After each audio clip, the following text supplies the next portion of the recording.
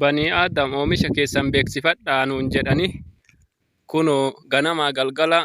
miidiyaadhaan nu iyyanii kunoo nullee barbaree guurtaa qabna.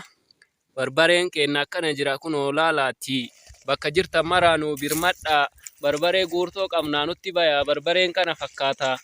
kunoo argaati isinillee ammallee deebi'iitii agartanii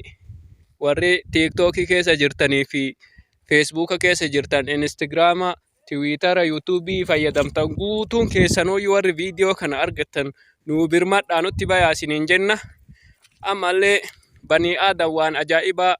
isin agarsiisuu fi qotiyyoo kana biqudratillaahi ta'aalaa maqaan isaa shimallisi qotiyyoo arguu jirtan kan kunoo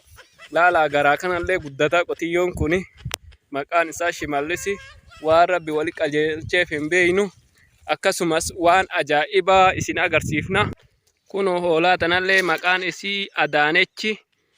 nu adaanuma jennaani kunoo laalaa Adaanechi jedhaniini baradhaati. Kanaanillee laalaa Taayyee jedhaniini isaan kanaanillee obbo Taayyee ab Taayyee obbo Taayyee inni daa hin dubbatu aarii qabanatti fakkaate isaan kana akkasii baradhaati banii aadam nurraa hin hafinaa isiniin jenna kaa hadaraa yoo kanurraa haftanii